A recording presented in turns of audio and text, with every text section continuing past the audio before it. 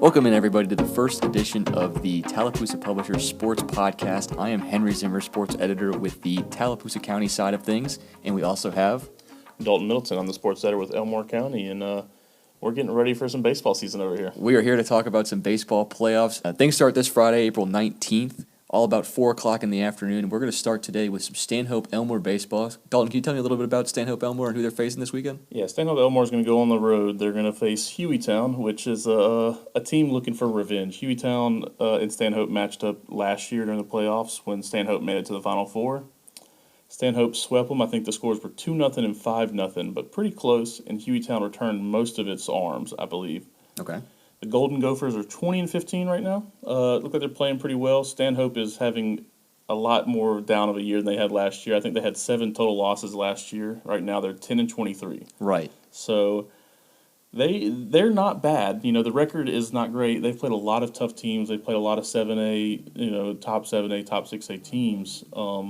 But they I don't know. I can't get a read on this team because it seems like one day they're playing Vestavia Hills, 4-3, and the next one, they're getting beat by Marbury by 10 runs. And so it's hard to get a read on this team, but Stanhope Elmore, when Ethan Walls is pitching well, when, they got Tyler Woodham back, who's a really big lefty who's good, when their pitching is on, they're going to be in any game.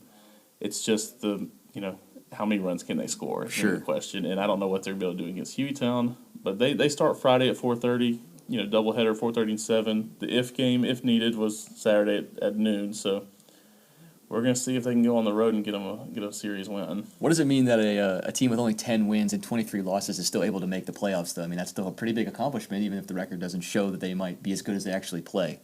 It speaks a lot to them, but also I think it speaks to how bad the area is. And, I don't think that's a secret to Wetumpka or Stanhope in that area because the other two teams are Sidney Lanier and Montgomery Carver. Sure. And so Okay.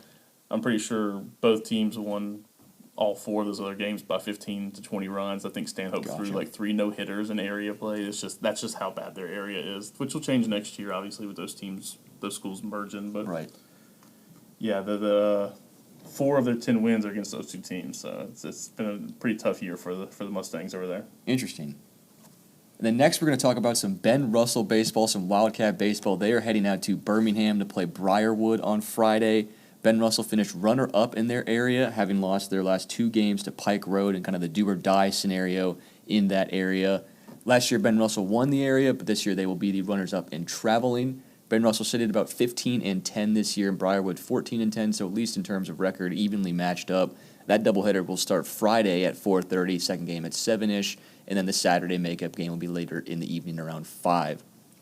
Ben Russell's last time out was a bit of a disappointment, according to Coach Richie Brooks. He didn't really think his team played the best. They finished both their games 3-1 and 8-6, but both of those games they left the bases loaded with 2 outs.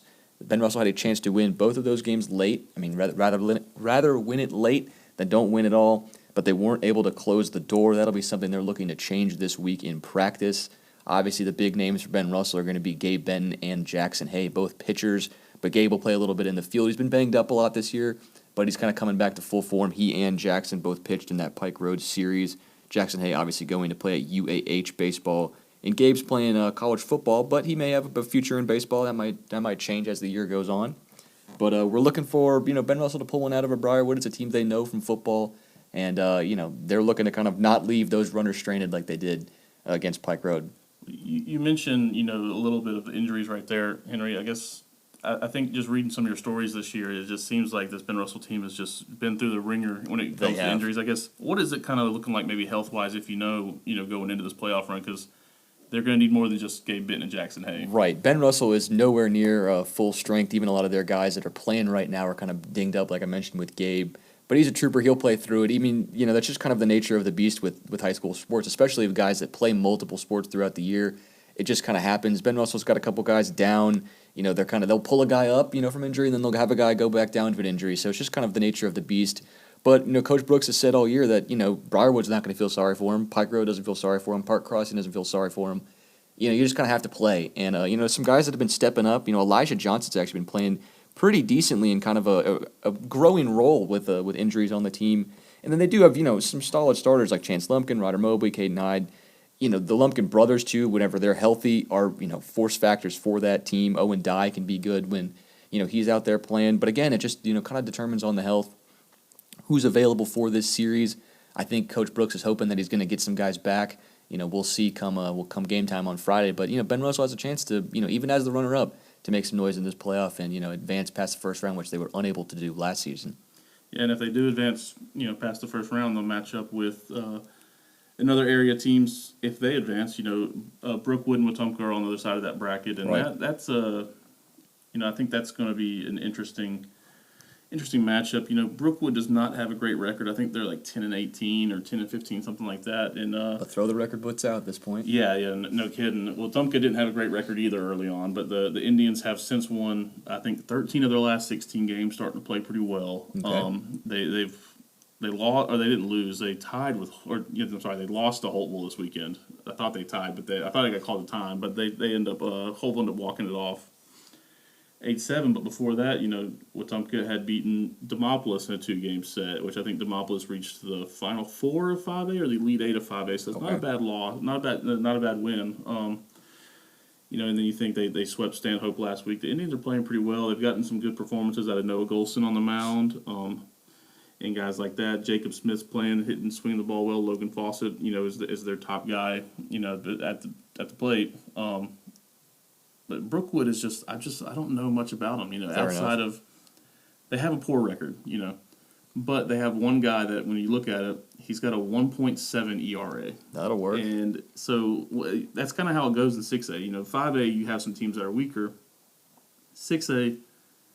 Every team's got usually one arm. Even sure. When, going back to Stanhope, the Ethan Walls kid, they're 10-23. The Ethan Walls kid throws over 90. Right. Wetumpka doesn't have that dominant arm this year because Caden Woolbridge got hurt before the season, and so he's just playing first base. But they've got lefty Asher Nobles up there. They've got Noah Golson, who's turned into a middle infielder turned pitcher this year. So it's just kind of it's gonna be interesting to see. But the Indians are playing really well. They get them at home, which is big for them. And we're going to see how that one goes. It'd be really interesting to see a Ben Russell-Wetumpka second-round matchup if that's the case, because they played earlier this year, and it was a pretty close game at Wetumpka. But, both teams got to make it past their first round to do that. And some history there with football as well from this past season. So, two fan bases that are looking to see some good baseball. Next, we'll take it over to Opp. Dadeville is traveling to Opp in the first year under Coach Jeff Harden. Dadeville is experiencing a huge boom in baseball this season, sitting around 12-7. They just swept up Randolph County to kind of close out their area and clinch their playoff spot. They are the runners-up in their area, but they are looking to make some noise. Coach Jeff Harden's team is a pretty solid squad. They're pretty reliant on their pitching, but they have some really solid pitchers in Cole Carmack, Jacob Patterson, and Cooper Harden, and even a guy like Cam Hurd to come in and clean up things for an inning or two. Their pitching has been dominant this year. I'm looking at their strikeout numbers. They're over 180 strikeouts this season, which is pretty solid for a squad that just didn't win a lot of games last year. Cooper Harden and Jacob Patterson are kind of the added factors to that, and Cole Carmack has taken on an ace role for that team. And I think this is a game that Dadeville thinks they can win, and they are going to go into this game thinking that they are, thinking they should be the favorites in this game. That their record doesn't necessarily show how good they were for most of this season. They had some stumbles kind of late, especially in area play. They lost to Childersburg, only won one game in that series. But I think, again, that's a series, if they played it again this weekend, they'd probably win that series. So this is a Dadeville team that could definitely make some noise, and I think that they should go into this Opp game feeling very confident that they are, the better team. That'll be played Friday at Opp, 4:30 and 7 makeup game on Saturday if needed. Another Tallapoosa County team that'll be hitting the road will be Horseshoe Bend, finishing runner-up in their area. They have probably the toughest test of all, heading to Wicksburg, one of the top-ranked teams in 2A. Horseshoe Bend, kind of an up-and-down year for them. They were replacing a ton of guys, I think, in double digits from last year's team. They are, just happy probably to be here a little bit, but also they're not trying to end their season right now. They want to go into Wicksburg and make some noise. Coach Scott Peavy said he has faith in his team. If they just play to their strengths, that they can do it. They cleaned up an area series against, or not an area, but a local area, I should say, series against Central Coosa this week, where Peavy's team played a lot of small ball. They worked on bunting, stealing, kind of, manufacturing runs, because they're probably not going to power hit against Wicksburg, because no team does it this year. Horseshoe Bend and going to go into that series thinking that they can win. those 2 games, if it has to go to 3 games, they're going to win that third one. And, that's all you got to do at this point. Next up, we got Marbury at Tallahassee. Dalton, can you tell me a little bit about the Tigers baseball team hosting a pretty tough Marbury squad? Oh, yeah. So Tallahassee hosting the first round of playoffs for the first time since 2017. So Tallahassee has been, which is probably the most storied baseball team that we cover. I think they have 5 or 6 state championships back in the 80s. Has not been the same Tallahassee squad as of the last decade. It's since 2017 they've been a little rough. John Goodman came back and took over the program last year and kind of led them back. They win the area. This Tallahassee team has been a little up and down this year, but they are playing well right now. So they have won 9 out of the last 10. That includes, 2 wins over Elmore County. That includes a win over Wetumpka, a win over Beauregard, a sweep over Brutech. This Tallahassee team, they're playing well, and they are confident. This is one of the scrappiest teams you see. That's Sure. kind of how I've explained Holtville the last few years. Is one, they were really good, but this Tallahassee team is scrappy and they don't give up. They don't make a lot of errors in the field, but they probably have one of the hardest first round matchups of any team in the state. Right. Marbury is 21-8, I think, on the year. This is a team that's been ranked in the top 5 of 5A all year. I believe they might have been ranked number 1 a few weeks ago. They've already swept Elmore County. They've beaten Wetumpka twice, I think, this year, once by 11 runs or so. Impressive. This is a Marbury team that is really good, has a lot of really good players. And, I thought it was funny. I talked to John Goodman, and he told me, he said he wasn't sure who got the better end of the deal between him and Elmore County, with, Elmore County having to go on the road because both Holtville and Marbury are so good. But Tallahassee's going to have its hands full, that's for sure. They're going to start off at 5 on Friday, and we're going to see, because Marbury's got 2 really good arms. Tallahassee's arms are consistent, but not as powerful. And so they're just going to have to play their ball and not make any errors in the field and play small ball like they do, and they're just going to kind of aggravate Marbury to death, I guess, over there. Sure. Hey, you got to play the game to win. Next up, we got not too far of a trip from Tallahassee, but St. Luke's will be traveling down to Reeltown, taking on the Rebels, who have won 2 straight area championships under Coach Matt Johnson in his first 2 years at the helm. Reeltown should be the heavy favorite in this one, starting at 4:30 on Friday. The Rebels have only lost 1 game in all of April so far. It was a 1-0 loss to Thorsby in a game where pitcher Jamarcus Smith, I think, struck out 17. Yeah, he had a no-hitter, struck out 17. He walked 1 batter through 7 innings. This is a team, Reeltown, that should probably win this series in 2 games. Again, you got to play the games to win. You can't pick them right now, but if there was a favorite out of all these teams, I would think Reeltown over St. Luke should be that favorite. This team is dominated. It returned pretty much the exact same roster that it got last year that went to the playoffs, that unfortunately lost to Ayrton, who ended up winning it all in 2A. So, kind of a tough draw for Reeltown there, but they're getting a much easier draw with St. Luke's. Granted, if they start winning some more in the playoffs, they're going to meet up with that Ayrton team again later down the line, but they have guys like Blake Smith, Jamarcus Smith, Jake Hornsby, and the Lewis brothers that can deal it on the mound, and then obviously all those guys turn around and mash the ball pretty well at the plate. So, hey, the Rebels, they should be pretty set for this first-round matchup. You mentioned Jamarcus Smith right there, and he is a extremely rare talent. A flamethrower. Yeah, if anyone listening has not seen him play, make your way out to Reeltown and watch this kid play. He's electric. But they kind of remind me of the Holtville team of last year. Holtville last year, one of the reasons why they won the state championship is because their Game 3 guy was Dre Barrett. And there's not many guys that throw in Game 3 that's a Southern Miss commit and stuff like that. Sure. How much do you think it plays into Reeltown's favor when you got a kid that can go out there Game 2 and Game 3 in 2A that throws 95, whatever. Yeah, he's middle 90s at least, and he's a young kid too, so he's got plenty to even improve on that. He's got 76 strikeouts this year and only 17 hits to his name in 35 innings pitched, so he's a guy that they can throw in Game 1, Game 2, or Game 3. I don't think they really have, a set lineup. It's just they've got the guys to do it. Jake Hornsby could also take them out in Game 1, and then they could throw Jamarcus in Game 3, or they could switch that around. They have the talent to work in their favor for a 3-game series, especially in a 2-game stretch. If you just need 1 and 2, they've got it. All these guys can go the distance, but especially Jamarcus, especially at a young age, this kid has been dealing, and I would expect him to probably have a solid performance in whatever game he pitches against St. Luke's. Well, we mentioned Holtville there, and I guess we're going to move on to that game. This is going to be probably the biggest game of the season, Absolutely. the biggest game of the weekend, I mean. Elmore County at Holtville, the two rivals, the Elmore County rivals going at it, and this game is going to be electric. They've already played once this year. Elmore County won it, but these two teams are on completely different paths right now. Holtville, much like they do every year, finds their stride at the end of the season. They've won 6 out of the last 7. That includes 2 out of 3 from Marbury. That includes a win over Wetumpka. That's 2 over Jemison. Those are huge wins. They are, and they are just pitching it so well. Carson McCutcheon is pitching well. Dre Barrett's 2-0.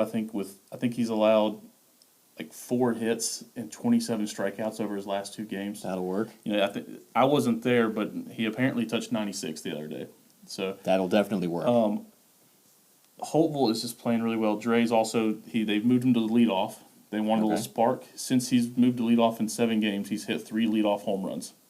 Again, that will work. So they're playing pretty well. Elmore County, on the other hand, has lost 6 of their last 7. That includes being swept by Marbury, losing 2 of 3 to Tallahassee, losing to Reeltown, and losing to Chilton County.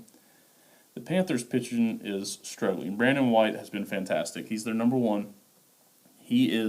I think he's 5-1 on the season with a 0.95 ERA or something along those lines. He has just been unreal. Jaden Eason has been pitching well. He's been so consistent. I think he lost last week to Tallahassee. He didn't have his full control. Okay. He got squeezed a little bit. Didn't have his full control. But the thing about this Elmore County team is when they're on, they really might be the best team in 5A. They're going to hit the ball. They're averaging like 15, 16 hits a game. So it's just crazy. Wow. Shea Darnell, he's their leading hitter. I think he's hitting 570 on the season, something like that. Good Shelton grief. Darnell, his little brother, the Davis brothers, Austin and Gage. Austin's got 4 home runs, I think, this year, hit a massive bomb. Brandon White, guys like that. This Elmore County team is scary when they're playing well, but they got a pretty bad draw going to the defending Class 5A champs, and Holtville's playing its best ball of the season right now, and they have the big game experience. So I don't really know what's going to happen in this one. Well, thank you very much for everyone tuning in to this edition of the Tallapoosa Publishers podcast, Sports Edition. We will be back in a couple weeks to talk about maybe some more playoff baseball and hopefully some playoff softball and also some other playoff sports that will be happening for our other various teams. Again, thank you guys very much, and we'll see you next time. This has been the Sports Edition of TPI the Podcast, a production of TPI Media. Community journalism is vital to America. If you value trustworthy reporting, please consider supporting us by clicking the link in the show notes.